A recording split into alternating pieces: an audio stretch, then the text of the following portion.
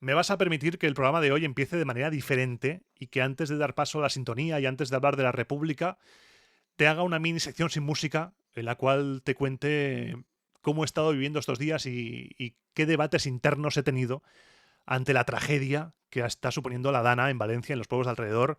Gente que ha perdido la vida, gente que ha perdido su casa, su modo de vida, gente que de la noche a la mañana ha visto cómo su rutina se iba al garete. Y como creador de contenido, humilde creador de contenido que soy, aquí en mi casa, grabando en bata, creo que comparto las preguntas que nos hemos hecho el resto. Porque aparte de ayudar, que Roma Eterna se va a sumar a cualquier iniciativa que sea para ayudar a Valencia, a los afectados, que puedan recuperar lo antes posible la normalidad en sus vidas, creo que el debate interno que hemos tenido muchos estos días es si es correcto seguir con el contenido habitual, con la programación habitual, teniendo en cuenta lo que ha sucedido. ¿Es una falta de respeto continuar? ¿Es lícito continuar? Estos días creo que todos los creadores de contenido nos hemos hecho esta misma pregunta porque es que entras en redes y es alucinante lo que ves en redes. Es mucho ruido, aparte de gente compartiendo su dolor y con lo que ha vivido hay mucho ruido, mucho bulo, mucha toxicidad. Y después de darle muchas vueltas, creo que es necesario que sigamos trabajando los creadores de contenido en ofrecer el mismo contenido, porque tenemos una responsabilidad, ya que este contenido puede ayudar a mucha gente a evadirse de los momentos más oscuros de su vida.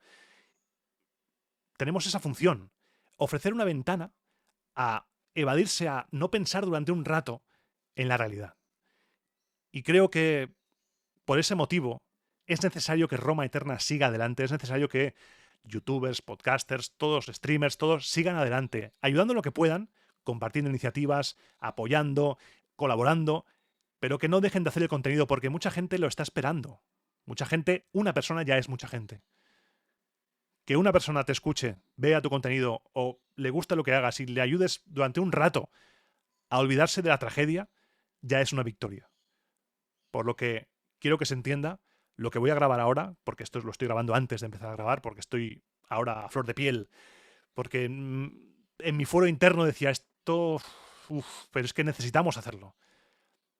Quienes lo hacemos para evadirnos también, pero quienes lo escuchan y quienes lo disfrutan para poder desconectar. Y esa es la misión de Roma Eterna en particular. Yo solo puedo hablar por mí, pero creo que todos los podcasters y creadores de contenido lo hacen igual. Así que, mandando un fuerte abrazo a todos aquellos que han sido afectados por la Dana y un cariño a todas las familias y sin imaginar lo que puede ser, porque uno puede decir, sí, me lo imagino, no te lo imaginas hasta que no lo vives. Pero con el infinito respeto y cariño, voy a seguir haciendo Roma Eterna. He liberado todos los programas de pago del archivo pretoriano para que durante estos días tengas aún más contenido. No voy a hacer ningún programa de pago hasta que no esté más o menos la situación más o menos vuelta a la normalidad, aunque van a pasar años hasta que se vuelva a la normalidad en muchos casos. Pero hasta entonces, quizá hasta año nuevo, no voy a hacer más contenido cerrado. Seguiremos con las lecturas, pero no serán cerradas, serán en abierto, porque quiero que tengas el máximo contenido posible. Y sin más dilación, sin enrollarme más y deseando que las cosas se arreglen lo antes posible y que nos alejemos del ruido terrorífico que está habiendo en redes estos días, te dejo con el programa de Roma Eterna, te dejo con Tarento, así spoiler, hoy vamos a ir a Tarento, Aníbal va a recuperar Tarento, y también vamos a ver cómo unos soldados que están castigados en Sicilia por lo de Cannas le echan en cara al procónsul Marcelo su situación. No te lo pierdas, ¿eh?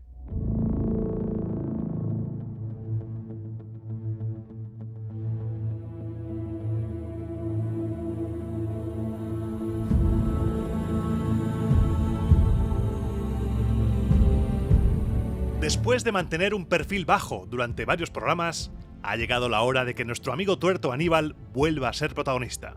Hoy verás cómo se las ingenia para tomar Tarento sin apenas dificultad, mientras que en Roma las cosas siguen como siempre, mal. Problemas para alistar nuevas legiones, el Senado forzado a reclutar adolescentes, mientras que las legiones castigadas por huir de Cannas exigen poder morir con honor. Te doy la bienvenida a Roma a Eterna.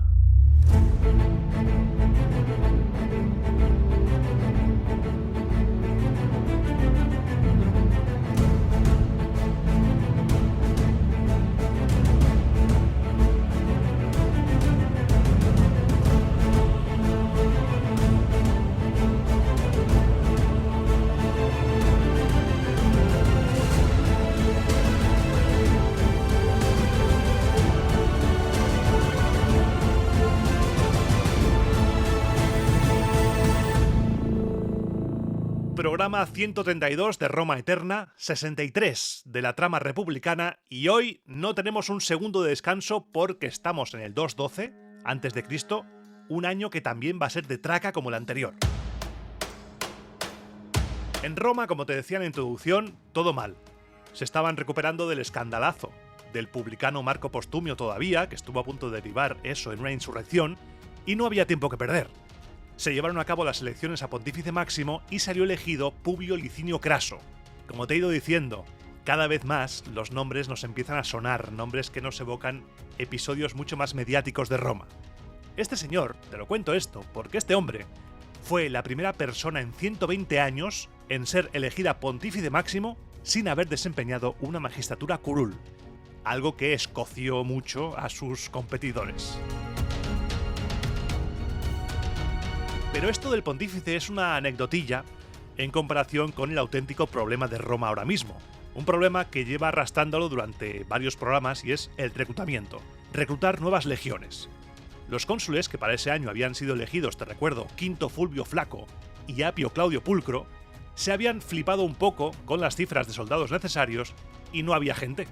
No había suficiente gente en edad militar para cubrir las bajas de legiones antiguas por un lado y encima para alistar legiones urbanas nuevas, que es lo que querían.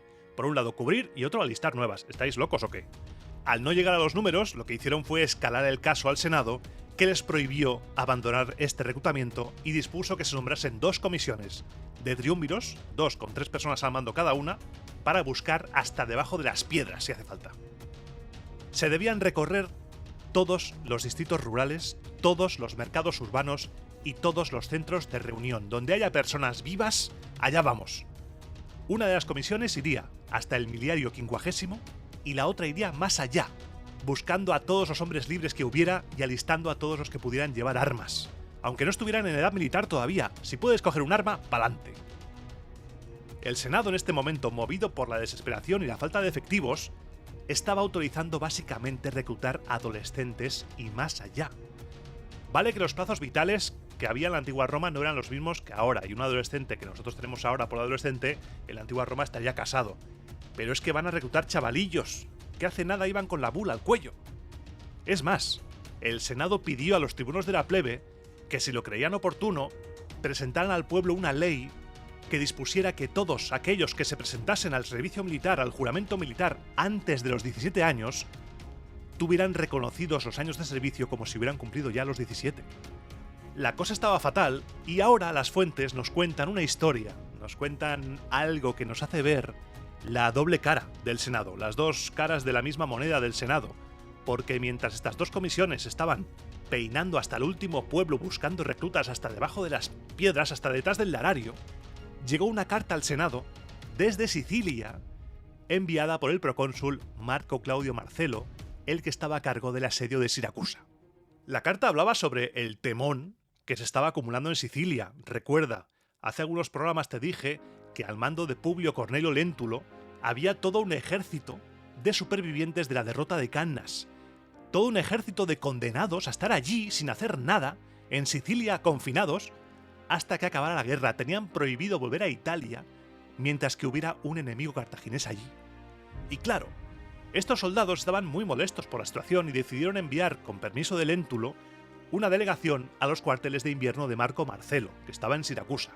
Esta delegación, formada por los centuriones, jinetes y por la élite básicamente de la infantería, se presentaron ante Marcelo y el portavoz le dijo: «Habríamos ido a verte, Marco Marcelo, en Italia cuando eras cónsul, nada más aprobarse aquel decreto del Senado, un decreto, si no injusto, sí ciertamente riguroso que nos atañía.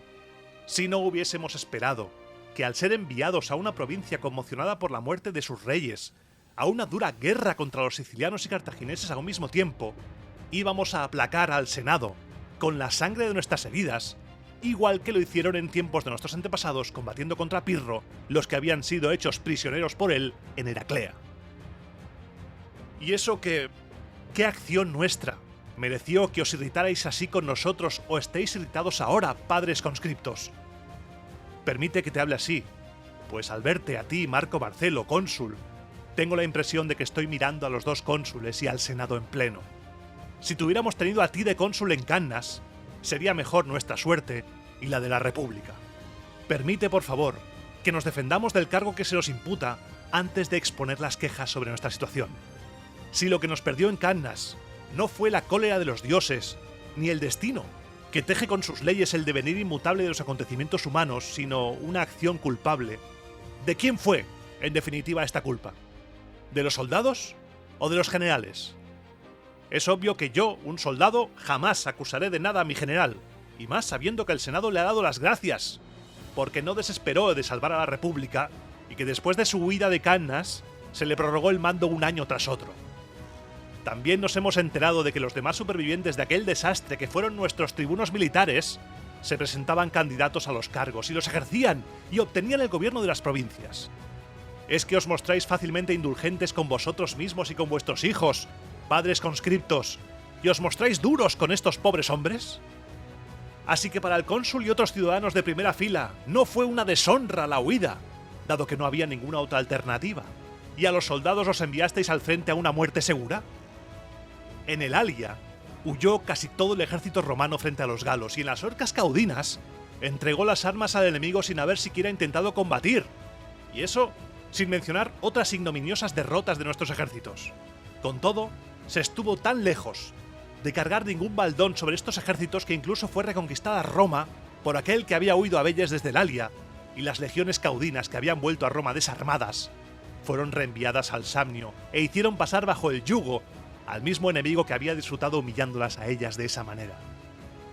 ¿Puede realmente alguien acusar de haber huido y de haber tenido miedo al ejército de Cannas, donde cayeron más de 50.000 hombres, de donde huyó el cónsul con 70 jinetes, donde no quedaron más supervivientes que los que dejó el enemigo cuando se cansó de matar?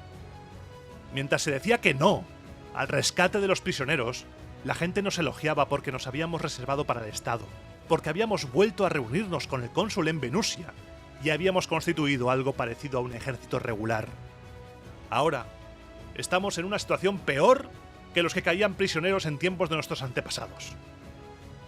Efectivamente, a ellos solo se les cambiaban las armas, el rango y el emplazamiento de la tienda del campamento, y no obstante, recuperaron todo esto con un solo servicio a la patria, con una sola victoria.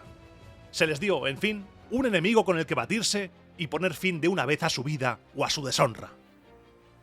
A nosotros lo único que se nos puede achacar es haber procurado que sobreviviese a la batalla de Cannas algún soldado romano, y estamos alejados no ya de la patria y de Italia, sino incluso del enemigo, para que nos hagamos viejos en el exilio y no tengamos ninguna esperanza, ninguna oportunidad de borrar nuestra ignominia, de aplacar el resentimiento de nuestros compatriotas, de tener una muerte digna.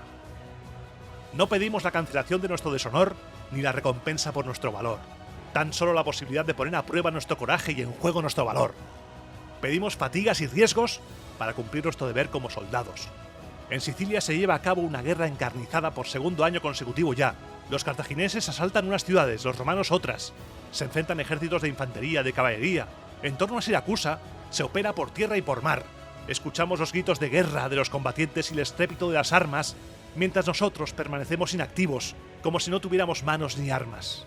El cónsul Tiberio Sempronio Graco, en repetidas ocasiones ya, ha combatido contra el enemigo en batalla regular con legiones de esclavos. Como recompensa por sus servicios tienen la libertad y la ciudadanía. Dadnos siquiera el trato de los esclavos comprados para esta guerra, que podamos enfrentarnos al enemigo y buscar la libertad peleando. Tú quieres poner a prueba nuestro valor, bien sea en el mar o en tierra, en el frente de batalla o en el asalto a una ciudad.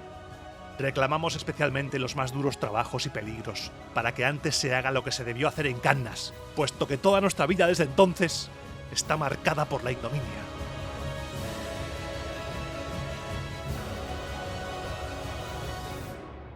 Al acabar de hablar, toda esa delegación se echó a los pies de Marcelo. La reacción del procónsul, según las fuentes, fue decir que no entraba en sus atribuciones como procónsul decidir sobre su situación, sobre su estado, que él escribiría al Senado y seguiría en todo sus instrucciones. Y esta carta que escribió, explicando todo, fue la que se leyó en el Senado contando todo esto que te acabo de decir. Después de leer la carta y de un acalorado debate, el Senado acordó lo siguiente. Me voy a poner protocolario para leerte la decisión de los senadores. A unos soldados que en Cannas abandonaron a sus camaradas en pleno combate, El Senado no ve razón alguna para confiarles la defensa de la República. Si el procónsul Marco Claudio Marcelo tiene otra opinión, que haga lo que crea conveniente para los intereses de Roma y su propio deber, siempre y cuando a ninguno de aquellos hombres se rebaje de servicios auxiliares, se le conceda recompensa militar alguna, ni se le permita volver a Italia mientras el enemigo esté en suelo itálico. Durísima decisión del Senado, que se muestra inflexible con los supervivientes de Cannas, dejando la pelota en el tejado de Marcelo, y no pudo darle al Senado más iguales a gente. Mientras tienes problemas de reclutamiento te da igual, tienes ahí a unos soldados que están marcados por el desastre. Y no quieres usarlos, prefieres reclutar niños que no tienen experiencia, adolescentes que apenas pueden sujetar un gladius, una espada, antes de usar a veteranos que están marcados por la vergüenza del desastre. Ojo, ojo lo que está pasando aquí. No sabemos de momento qué ocurrió con la respuesta del Senado, porque las fuentes pasan de largo, a las fuentes les da igual en este momento qué ocurre con la respuesta, con ese malestar, con esas legiones que quieren una oportunidad para redimirse y con las que se ha sido muy injusto, como este discurso, esta intervención del portavoz dice: en el Alia todos huyeron. ¿Qué pasó en las Orcas Caudinas? ¿Qué pasó en otros sitios? Antes se les apartaba del campamento. ¿Por qué a nosotros no se nos deja recuperarnos, rehabilitar nuestro honor?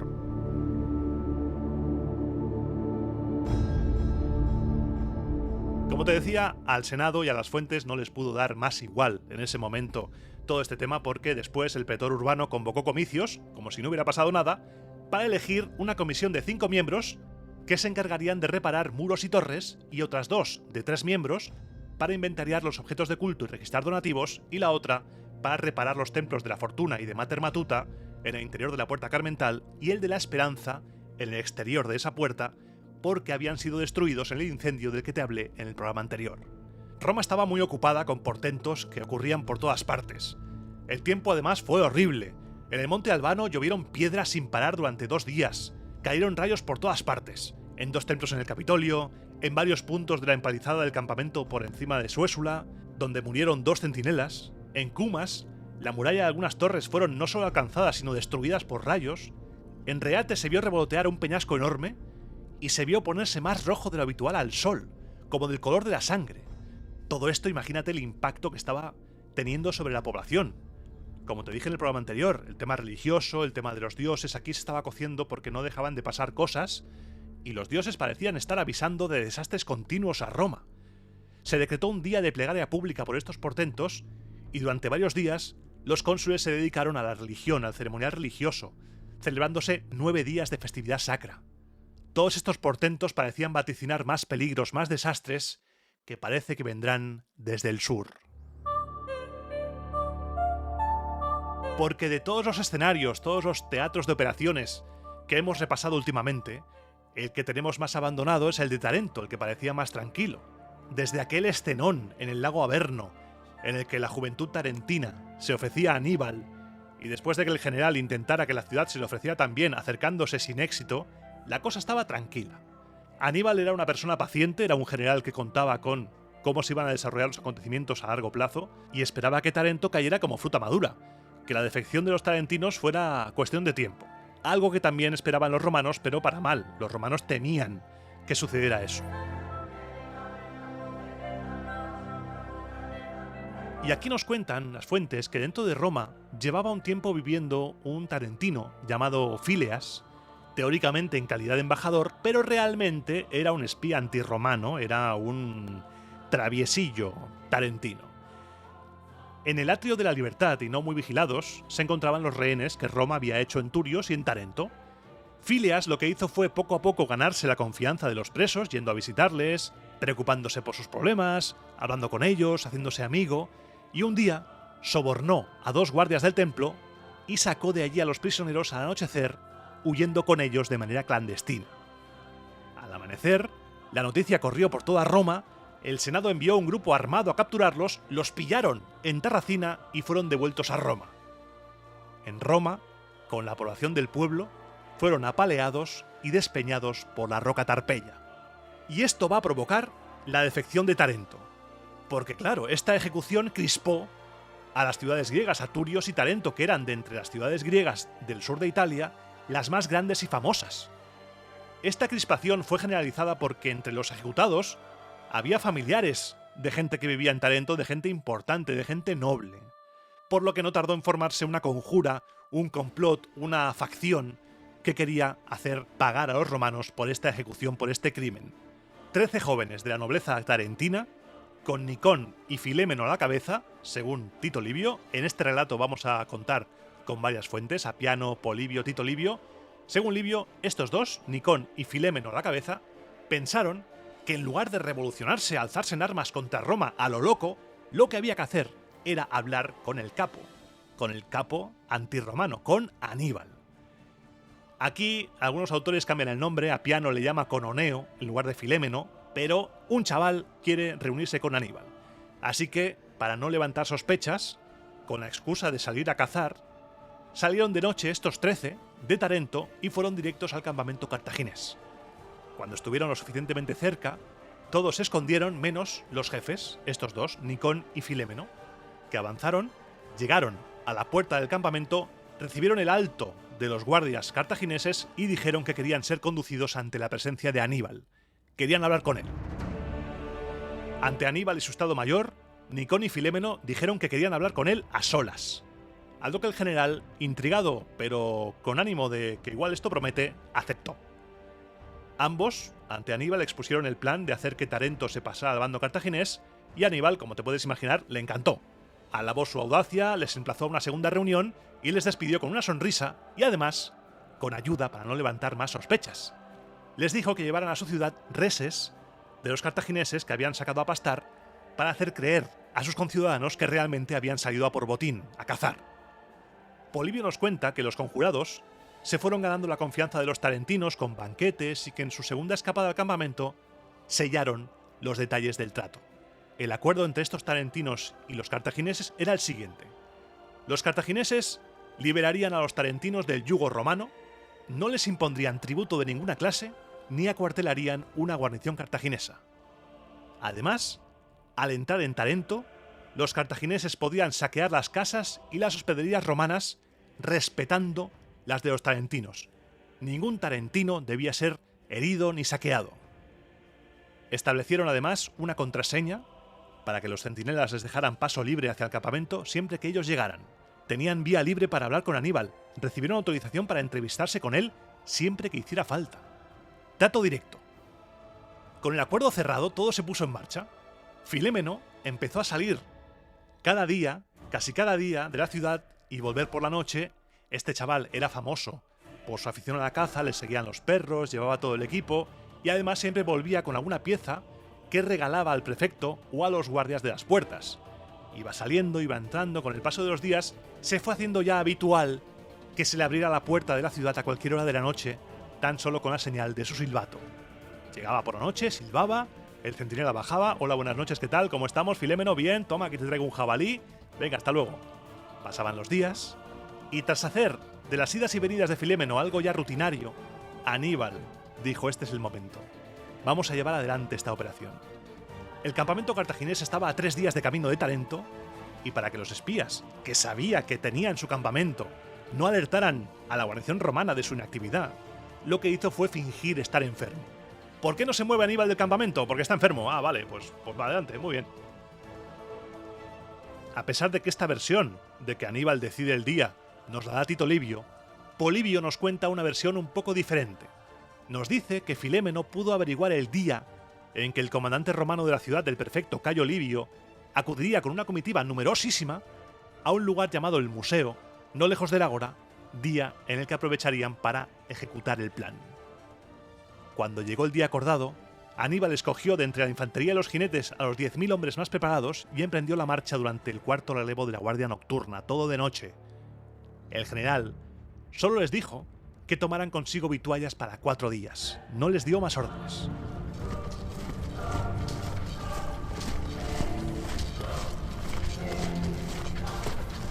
Para desviar la atención de esa columna de 10.000 soldados que marchaba hacia Tarento, envió a 80 jinetes seleccionados para que se adelantaran e hicieran incursiones a ambos lados de la ruta.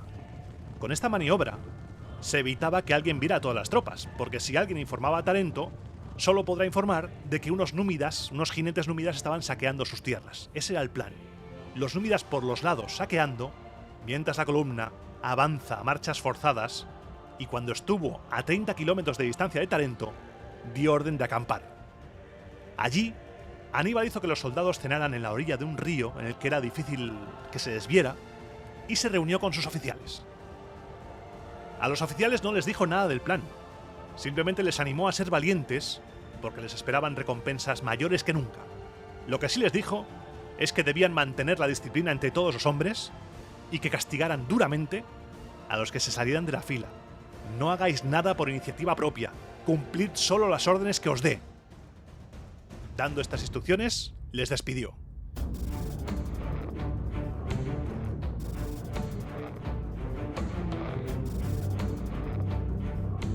Según las informaciones que había recibido Filémeno, Cayo Livio, aunque otras fuentes le llaman Marco, el prefecto de la guarnición de Tarento, pasó el día con sus amigos en el museo.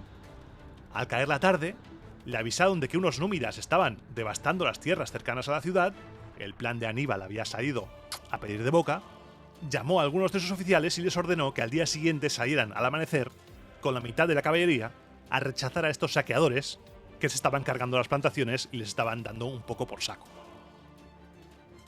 Y aquí hay una parte del plan que nos cuenta Polibio, pero que no nos cuenta Tito Livio. Y en nuestro afán de ser lo más completistas posible, vamos a ello. Porque el griego Polibio sigue los movimientos del prefecto romano y nos dice que un grupo de conjurados estuvieron acechándolo todo el rato, para asegurarse de que no tomaba ninguna decisión e incluso fingieron que se topaban con él casualmente en plena calle y le acompañaron a su domicilio, estando el prefecto borrachísimo, borracho perdido. La auténtica intención de estos tarentinos que estaban siguiendo al prefecto era tener todas las calles controladas y especialmente los accesos a la casa del prefecto, ya que si alguien veía algo raro, iría inmediatamente a avisarle, y así estaban todos ellos también prevenidos. No había que dejar nada al azar, porque el plan estaba a punto de empezar. Un plan que consistía en Aníbal moviendo tropas a la ciudad por la parte oriental, en tierra firme, una zona llena de sepulcros, hacia las puertas Teménides. Una vez allí, las tropas de Aníbal encenderían una hoguera encima del sepulcro que unos llaman de Jacinto y otros de Apolo Jacinto. Esa era la señal. Una vez vista la hoguera desde dentro, los que estaban dentro de Tarento encenderían otra para responder que habían recibido la señal. Aquí Polibio habla de un tal Tragisco, que quizá es otro líder de la conjura. Esa hoguera desde dentro sería la señal para decirle a Aníbal que todo iba bien y que avanzara a toda prisa hacia la puerta. Esta parte de la ciudad, así como curiosidad, está llena de sepulcros porque, según nos cuenta Polibio, un dios vaticinó a los tarentinos que les iría mejor y gozarían de más prosperidad si edificaban sus casas allí donde estaba su mayoría. Los tarentinos lo vieron claro, son más los muertos que los vivos, por lo que pensaron que estarían a salvo y vivirían bien si juntaban muertos con los vivos dentro de la muralla. Una vez explicado el plan, y una vez explicado por qué hay tantos sepulcros, así como curiosidad en esa zona de Tarento, llega el momento de ejecutarlo.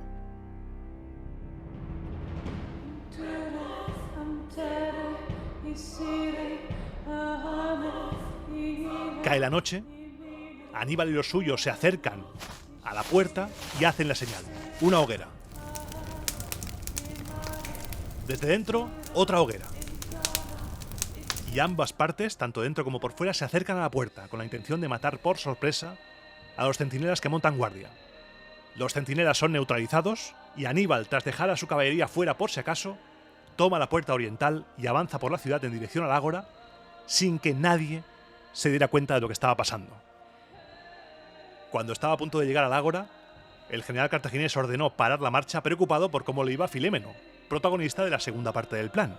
Porque esto es un despliegue táctico tremendo. Aníbal era muy listo y no dejaba los planes a una sola carta. Después de encender su fogata y de iniciar la marcha contra la puerta, Aníbal había enviado a Filémeno, que tenía un jabalí muerto para no levantar sospechas, junto a 2000 soldados africanos hacia la otra parte de la ciudad, hacia otra puerta. Filémeno, cumpliendo su parte del plan, se acercó a la muralla y silbó, como era costumbre desde hacía días. El centinela bajó inmediatamente al portón, vio a Filémeno y a otras 3 personas cargando con tremendo jabalí y no vio nada raro. Dijo, bueno, abrió tranquilamente con la ilusión de que se llevaría él también alguna parte de ese jabalí, acostumbrado como estaba a recibir regalitos de Filémeno. Pero esa noche el regalito era diferente. Cuando los 4 cruzaron el umbral de la puerta, mataron de un solo golpe al centinela y entraron todos, reuniéndose por ambos lados con Aníbal en el ágora, el punto de encuentro. Aníbal estaba pletórico, todo le estaba saliendo genial, todo de cara. Dividió a sus 2000 galos en 3 secciones y asignó a cada una de ellas 2 de los jóvenes tarentinos que habían propiciado todo lo que estaba ocurriendo, que le habían dado la ciudad en bandeja. También le acompañarían algunos oficiales con la misión de ocupar las calles más importantes que daban al ágora. Esto es como el Rome Total War, cuando entras en una ciudad tienes que ir al centro, pues aquí igual.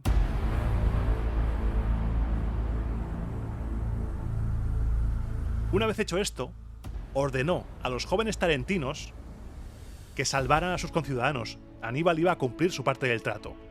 Ordenó que fueran calle por calle, casa por casa, gritando que los que fueran de Tarento se encerraran en sus casas para estar seguros, que no les pasaría nada si eran de Tarento y se quedaban en casa. A los oficiales galos y a los cartagineses les mandó matar sin cuartel, sin tregua ninguna, sin piedad, a cualquier romano que se encontraran allí. Las órdenes empezaron a cumplirse, cundió el pánico, el caos, la confusión, muertes por allí, terror, gente corriendo. El prefecto romano se despertó, avisado de lo que estaba pasando, se le pasó la resaca de golpe y salió de su casa medio desnudo, rumbo al puerto, desde donde embarcó y se dirigió a la Acrópolis para resguardarse en la ciudadela de la ciudad.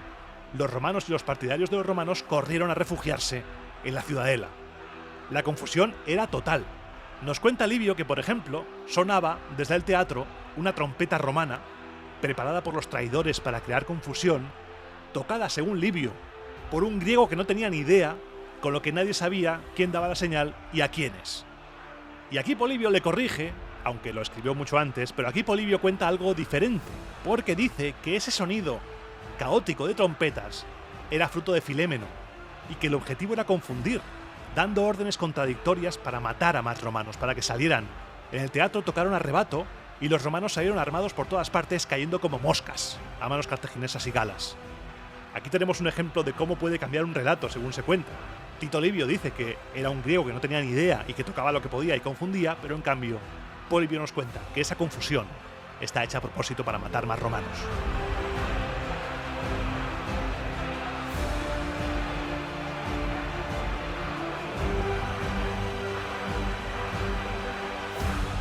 Ya entrada la mañana, la cosa se calmaba, los amigos de los romanos y los romanos estaban refugiados, los que habían sobrevivido, refugiados en la ciudadela de Tarento, y la gente en sus casas, los tarentinos, todavía estaban ahí dentro, sin entender lo que estaba pasando. Pero vieron que no había pillaje, que no había crímenes, que no entraban en sus casas. ¿Qué estaba pasando aquí? Porque los tarentinos no saben nada del plan, esto lo sabemos tú y yo, pero ellos no saben nada. Por lo que Aníbal, una vez ya todo estuvo en calma, convocó a los tarentinos a una asamblea, pero desarmados. Acudid desarmados que vamos a hablar. No os preocupéis, no tengáis miedo. Además, los jóvenes tarentinos, estos nobles que habían conjurado con Aníbal, estaban gritando libertad por las calles y pidiendo a la gente que no desconfiara de los cartagineses porque eran sus amigos. Los tarentinos salieron de sus casas, fueron al ágora, se reunieron todos, a excepción de los proromanos, como te he dicho, fueron corriendo a la ciudadela, y Aníbal les dirigió unas palabras amables, les recordó que no era su enemigo, puso énfasis en el trato que había dado a los compatriotas suyos, que habían caído presos en Trasimeno y Cannas, y entre aplausos por haberles liberado del yugo romano, el cartaginés les pidió una sola cosa.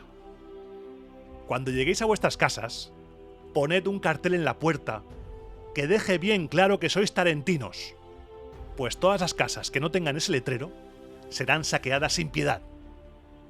Todo aquel que cuelgue un cartel en una casa romana será ejecutado.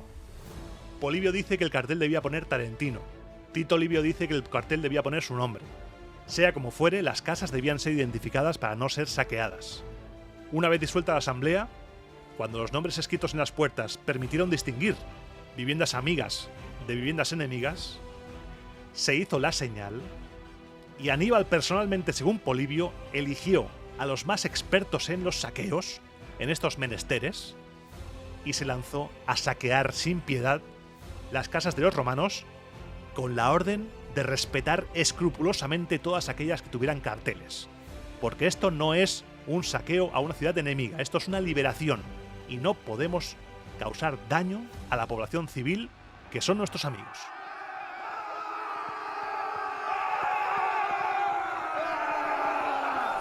El botín que se llevaron ahí los cartagineses fue enorme. Empezaron a amontonar muchos y variados objetos procedentes de la rapiña y consiguieron saciar de sobra las expectativas que traían sobre el botín. Estuvieron todo el día saqueando, llegó la noche, durmieron sobre sus armas y al día siguiente tocaba emprender algo más complicado. Tocaba asaltar la ciudadela. Aníbal estuvo estudiando la situación de la ciudadela y vio que era imposible tomarla al asalto ni con trabajos de asedio. Eso era imposible porque por el lado del mar estaba protegida por un profundo acantilado y por el lado de la ciudad por una muralla y un foso enorme. Por lo que decidió aislar la ciudad y la ciudadela por medio de una empalizada, para así evitar que los romanos atacaran a los tarentinos desde el lado de la ciudad. Aníbal sabía que haciendo eso provocaría que los romanos salieran a estorbar las obras, y sabía que harían algún tipo de demostración de fuerza por algún lado, por lo que se mantuvo al acecho él y a la flor y nata de sus tropas emboscados. Cartago style. Cuando comenzaron las obras, tú imagínate los aldeanos de Age of Empires trabajando, de repente se abrió la puerta de la ciudadela y los romanos atacaron a lo loco a los que estaban trabajando en la fortificación. Los que estaban trabajando, que habían recibido instrucciones de Aníbal, se replegaron para hacer salir aún más a los romanos, y en ese momento se dio la señal y salieron por todas partes cartagineses que estaban escondidos. Esa trampa le costó a los romanos, a esa guarnición romana, muchas vidas, que perdió más gente incluso en la huida cayendo por el foso que en el propio combate. Si es que, a ver, los romanos no aprenden. Después de ¿cuánto llevamos ya? 132 programas de Roma Eterna, después de 63 de República, que llevamos no sé cuántos, 20 de Segunda Guerra Púnica, 15, ¿no habéis aprendido de las emboscadas cartaginesas y todavía caéis? Por favor, Cayo Livio, por favor. Tras este combate, las cosas estuvieron tranquilas, las cosas se calmaron un poco, los romanos dijeron, vaya, pues quizá no tenemos que atacar. Se cavó una zanja enorme y se levantó una empalizada en su lado interior para reforzar todavía más la defensa contra los romanos y Aníbal, dejando una fuerza suficiente para acabar las obras de un muro paralelo además, marchó con el resto de sus tropas a acampar junto al río que algunos llaman Galeso, pero que casi todo el mundo conoce por el nombre de Eurotas. Según Polibio, el nombre de Eurotas es por el río que fluye también por las tierras de Esparta, porque Tarento, a fin de cuentas, es de origen espartano y tiene muchos lazos, según Polibio, con Esparta. Desde el campamento de Galeso o Eurotas, como tú quieras, Aníbal lo que hacía era vigilar las obras y vigilar Tarento. Cuando las obras acabaron, el general cartaginés preparó todo para asediar la ciudadela cuando de repente descubrió que a los romanos les llegaba ayuda por mar desde Metaponto. Gracias a esa ayuda, los romanos atacaron de noche las obras cartaginesas y todas las maquinarias de guerra fueron incendiadas. Ante lo ocurrido, Aníbal renunció a asediar la ciudadela y comprendió que lo único que podía hacer era rendir la ciudadela por hambre y por escasez de suministros, y eso pasaba por bloquear el mar. Reunió a los tarentinos y les dijo que era de género tonto asediar por tierra, mientras que los romanos podían recibir ayuda por mar. Porque, a ver, es que si van a tener suministros, ¿de qué vale cercarles por tierra si por mar, por el otro lado, van a seguir abasteciéndose? Pueden aguantar infinito. Y les dijo, tarentinos, si hubiera naves con las que impedir la entrada de provisiones, los romanos no aguantarían ahí nada. Saldrían a pelear o se rendirían. Los tarentinos estaban de acuerdo, pero hubo un pequeño desencuentro. Aníbal decía, si tuviéramos naves, si hubiera naves, guiño guiño, si hubiera naves, guiño codazo, y los tarentinos respondían, sí, dime más, sí, si tuviéramos naves, pero es que nosotros no tenemos naves, Aníbal. Los tarentinos estaban de acuerdo con el plan, pero pensaban que quien hacía la sugerencia debía aportar también los medios para llevarla a cabo. Porque también estaría muy bien comprarme un piso, pero no me va a caer del cielo el piso. Los tarentinos decían, ¿cómo quieres que te demos naves, Aníbal? Nuestras naves están atrapadas en el puerto, encerradas en una pequeña ensenada. ¿Cómo van a salir a mar abierto si los romanos controlan el puerto? Saldrán, les dijo Aníbal, saldrán. Muchos problemas, difíciles por naturaleza, se resuelven a base de ingenio. Tenéis una ciudad situada en un llano. Hay calles abiertas y con anchura suficiente en todas direcciones. Por la calle que cruza, por el centro de la ciudad, desde el puerto hasta el mar, transportaré las naves en carros sin grandes dificultades. Y será nuestro el mar, que ahora dominan los romanos, y cercaremos a Ciudadela desde allí por mar y desde aquí por tierra. Es más, en breve la tomaremos o abandonada por los enemigos o con ellos dentro. Las fuentes cuentan que estas palabras motivaron a la gente muchísimo, les hicieron tener gran admiración por Aníbal, pero yo creo, así en confianza entre tú y yo, que mucha gente estaría diciendo, a ver, flipao, ¿qué te piensas, que eres Arquímedes? ¿O qué? Arquímedes está en otro sitio, aquí no está. Pero oye, que Aníbal lo hizo, el poder de la polea, lo hizo, ¿eh? Prepararon carromatos con ruedas para el transporte, se hizo acopio de hombres, de animales de carga, y empezaron a hacerlo. A los pocos días, la flota equipada y lista bordeó la ciudadela, echó anclas en la bocana misma del puerto y cerró el acceso al mar a los romanos. Esto es una pasada. Aníbal, me quito la calva por ti, o sea, me saco el cráneo, me descubro ante ti. Pasar los barcos por la ciudad. Muy buena. Los romanos me imagino viéndolo diciendo, me cago en la leche, otra vez lo ha hecho, otra vez lo ha vuelto a hacer. Maldito tuerto.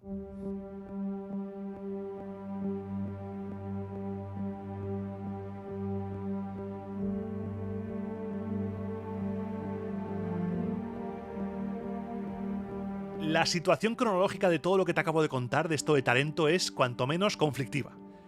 Todo esto está a caballo entre el 2.13 y el 2.12, por eso te lo he contado aquí, lo primero de este año, porque después de dejarlo todo listo y los barcos bien puestos, cuentan las fuentes, Polibio incluido, que Aníbal se retira a su campamento para pasar lo que queda de invierno allí.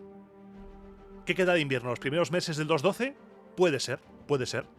Nosotros abandonamos esta estupefacción por ver barcos pasando por la ciudad. Me imagino a alguien por la ventana mirando y el barco ahí, hola, buenas tardes. Dejamos eso y nos vamos a seguir con los acontecimientos de este año 2.12, porque ocurrió ahí lo que te conté en el programa anterior, que necesitaba cerrarlo ahí, lo de los juegos apolinares, lo de los cultos y demás. Y tras todo esto, con Aníbal por Tarento, los dos cónsules, ¿dónde estaban? Fulvio y Claudio, ¿dónde estabais? Pues están en el Samnio, vigilando lo que ocurre en el sur, pero vigilando mucho más a la traidora, vigilando a Capua. Con la presencia militar de estos dos cónsules con sus tropas, consiguieron que los capuanos empezaran a pasar hambre. Los capuanos enviaron embajadores a Aníbal, rogándole que les trajera trigo desde las localidades vecinas antes de que las legiones romanas bloqueasen todos los caminos y destruyesen todos los campos, abocándoles a la hambruna más cruel. Aníbal, dispuesto a no dejar tirados a los habitantes de Capua, ordenó a Janón que se trasladase del Brucio a Campania con su ejército y se ocupase de que los campanos tuvieran trigo suficiente. Janón obedeció, salió de Brucio con sus tropas evitando los campamentos romanos, evitando especialmente a los cónsules, y cuando estaba cerca de Benevento, acampó en una posición elevada. Quédate con esto, elevada.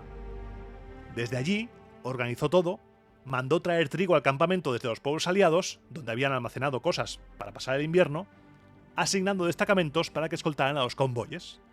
Todo estaba bien, todo se estaba gestionando, y una vez hecho esto, envió a Capua un mensajero a decir qué día exactamente debían presentarse los capuanos en el campamento de Janón para recibir el trigo, después de traer del campo toda clase de vehículos y animales de carga.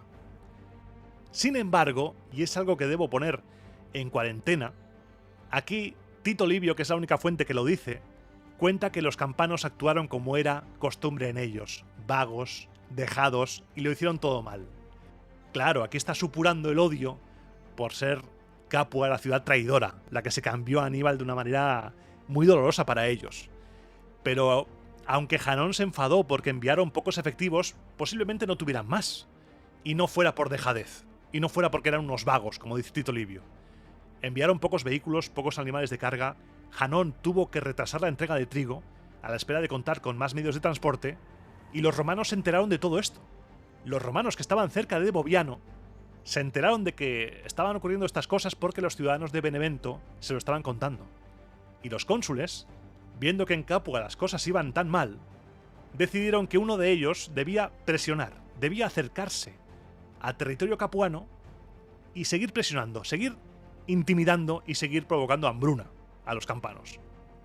El elegido para esta misión fue Fulvio, que emprendió la marcha por la noche y entró en Benevento, donde se enteró de que Hanón había salido a recoger trigo con parte del ejército, que el cuestor procedía a la entrega del trigo a los campanos, que habían llegado 2000 carros y una multitud desorganizada y desarmada, y que el campamento era eso, un sin Dios, que todo se hacía de forma embarullada, de forma precipitada, que había una mezcla entre campesinos venidos de fuera y soldados, toda la organización se había ido al traste, el carácter militar del campamento con la marcha de Hanón había desaparecido.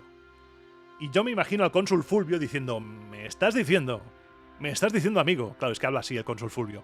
¿Me estás diciendo, colega, que el campamento de Hanón es una rave a las 5 de la mañana ya todos descontrolados?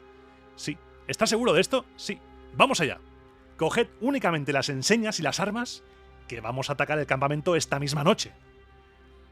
Durante el cuarto relevo de guardia, otra vez el cuarto relevo de guardia, se pusieron en marcha, dejando en Benevento todo el equipo, toda la impedimenta, todo, llegando al campamento cartaginés poco antes del amanecer. Provocando tal pánico que de haber estado emplazado el campamento en terreno llano, habría caído al primer ataque. Se salvó, no obstante, por la elevación del terreno, como te dije antes, y por el atrincheramiento. Los cartagineses también preparaban sus campamentos bien para no ser sorprendidos entre la noche.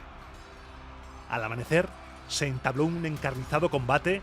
Los cartagineses defendían la empalizada, pero también, como estaban en posición favorable, despeñaban a muchos romanos que llegaban desde abajo, los despeñaban de vuelta hacia abajo. El cónsul Quinto Fulvio Flaco, viendo que se estaban perdiendo demasiados hombres, y que era tontería, entre muertos y heridos, reunió a todos los tribunos militares y a los legados, y les dijo que había que abortar el ataque, que esto era una locura, que mejor volvieran todos a Benevento para al día siguiente bloquear las comunicaciones entre Campanos y Hanón para rendirlos de una manera mucho más inteligente. Para ello, además, podría contar con las tropas del otro cónsul que podría venir a ayudarles. Los tribunos y legados transmitieron las órdenes, pero los soldados no quisieron obedecerlas. ¿Cómo? ¿Cómo?, diría el cónsul. Se tocaba retirada y los soldados romanos, según las fuentes, protestaban. ¿Qué está pasando, tribunos?, decía el cónsul. ¿No quieren retirarse? ¿Qué está pasando? En vanguardia del ataque romano había una cohorte de pelignos, de auxiliares, y su prefecto, un tal Vivio Acao, cogió el estandarte, lo lanzó al otro lado de la empalizada enemiga, empezó a proferir toda clase de improperios, de maldiciones, de insultos sobre su cohorte si los enemigos se hacían con aquel estandarte, y se lanzó como un loco al foso y a la empalizada, irrumpiendo en el campamento. Los pelignos, viendo lo que estaba pasando, le siguieron y entraron también en el campamento cartaginés. Ante esta escena de locura, Valerio Flaco, tribuno militar de la Tercera Legión, empezó a echar en cara a los romanos su cobardía por dejar a estos aliados el honor de ser los primeros en entrar en un campamento enemigo. Y en ese momento, Tito Pedanio, el primer centurio de los príncipes, le arrebató la enseña al Signifer y dijo: dentro de un instante, esta enseña y este centurión estarán dentro de la empalizada cartaginesa.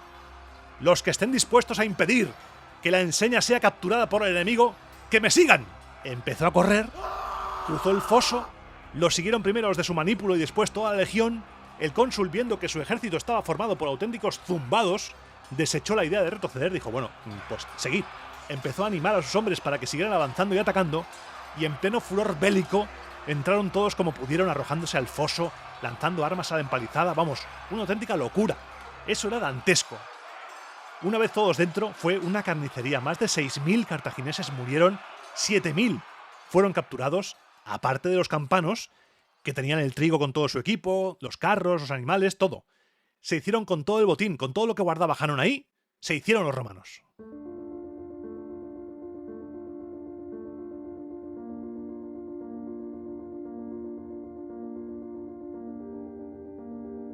Una vez destruido el campamento, una vez pudiendo respirar después de esta pedazo de escena, volvieron los romanos a Benevento y allí vendieron y repartieron el botín los dos cónsules, porque Apio Claudio Pulcro, el otro cónsul, llegó pocos días después.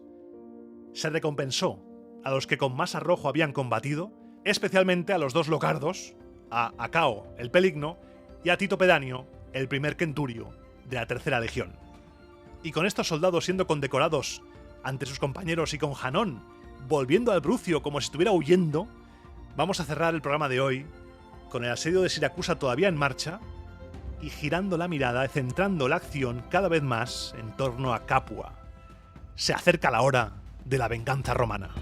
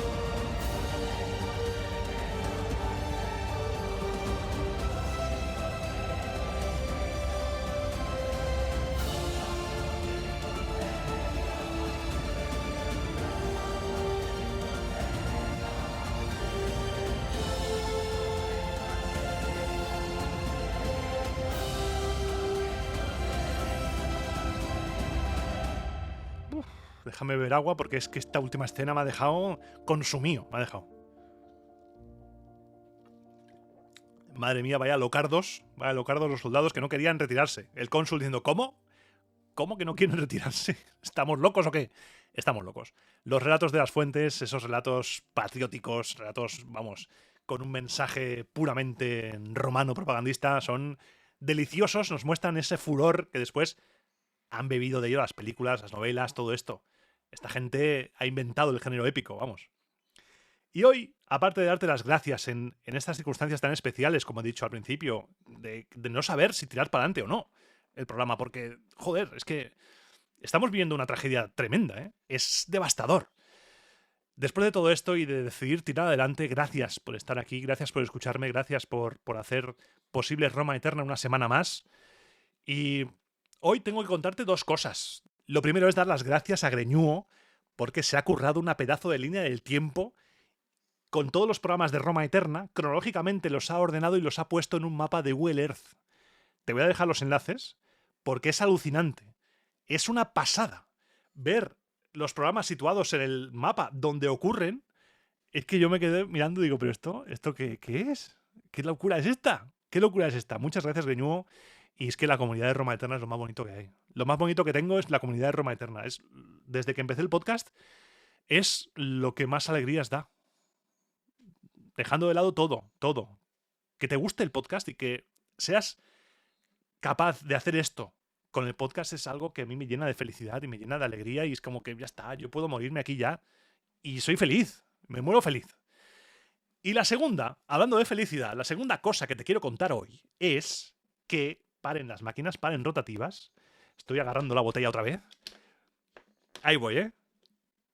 El día 15 de noviembre, si estás en Madrid o alrededores o quieres desplazarte a Madrid, el 15 de noviembre vamos a hacer un directo en el Palacio de la Prensa, Néstor Marqués y yo, titulado Mi nombre es Gladiador. Y ese directo, además, va a venir incluido el visionado en estreno de la película Gladiator 2. Por lo que resérvate el viernes 15. No compres entradas porque las vas a comprar para verlo con nosotros. Vamos a ver juntos la película. Vamos a hablar del contexto histórico, de los personajes históricos, de qué supuso Gladiator 1. Vamos a hablar un poco de todo, de gladiadores, de todo. Y luego veremos la película juntos. A las 8 de la tarde del viernes 15 de noviembre en Madrid, Palacio de la Prensa, empieza el podcast. Las entradas a la venta te pondré en redes sociales cuando esté en el enlace. En el momento de grabar esto no lo tengo todavía. Cuando esté el enlace te lo pondré en la comunidad, te lo pondré en WhatsApp, en Telegram, en Twitter, en Instagram, en todo, para que puedas comprar la entrada. Hemos habilitado una sala enorme para ver la película bien. No sé si caben 500 personas, así que dale caña. Tenemos que llenar esto porque Gladiator, personalmente, tanto para mí como seguramente para ti, supuso algo muy especial, supuso la revitalización de un género cinematográfico, lo primero, que había quedado denostado por productos muy malos, de Peplum muy malos. Después de las películas, grandísimas películas de Cleopatra, Julio César, tal, había bajado en picado. Gladiator lo revitalizó. Gladiator puso en el mapa la historia de Roma, algo que pone mucho en valor la ficción como puerta de entrada para luego la historia. Gladiator yo me la sabía de memoria. El Iván del pasado, no sé cuántas veces la vio, un montón. Eso fue una locura, me la sabía de memoria, de memoria. Por lo que, mirando atrás, ese Iván del pasado que se estaba aprendiendo de memoria la película no se iba a imaginar que íbamos a estar en directo hablando de Gladiator en el Palacio de la Prensa, en el pleno centro de Madrid, en Callao, para disfrutar de una película que tiene buena pinta, ¿eh? Tiene muy buena pinta. Hablaremos de las diferencias entre los personajes reales, históricos, y los personajes de la película. Hablaremos de todo eso, hablaremos de rinocerontes en el Coliseo, hablaremos de naumaquias, hablaremos de todo eso. No te lo pierdas, por favor. Te pido que este evento sea lo más grande que se ha hecho en Roma Eterna en toda su historia. O sea, tiene que ser una reventada. Díselo a todos tus amigos, a todo el mundo. Nos vamos a ver todos ahí, en el Palacio de la Prensa, el día 15 de noviembre. A las 8 de la tarde empieza. Estaré asomándome, ¿eh? Estaré asomándome fuera a ver si estás. Ahí sí que pasa de lista. Ahí sí que pienso pasar lista. Vamos que sí. Me asomaré para ver si estás en la cola. Así que esas son las dos cosas. El agradecimiento eterno a Greñú y a toda la gente que me manda cosillas bonicas del podcast al mail. Me puedes escribir al mail romaeternapodcast@gmail.com. Y el tema del directo con Néstor Marqués. Un auténtico honor, un auténtico orgullo y una felicidad. Y estoy nervioso ya. Estoy nervioso ya.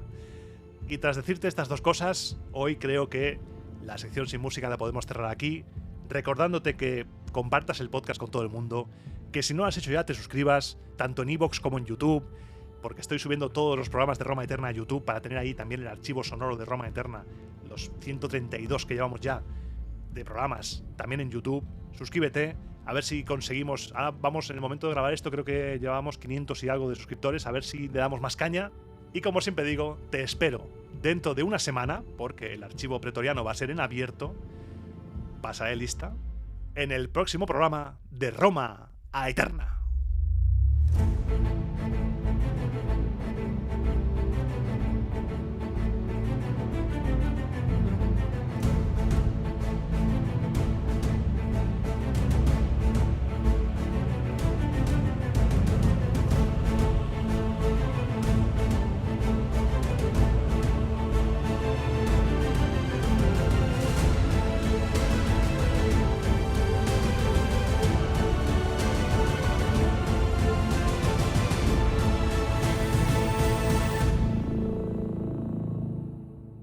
Qué ganas tenía de soltarlo, qué ganas tenía de contarlo del directo, porque es inminente la semana que viene. Por favor, necesitamos que se llene. Necesitamos un llenazo extremo. Así que te espero allí, ¿eh? No faltes. Te espero. Un fuerte abrazo. Adiós.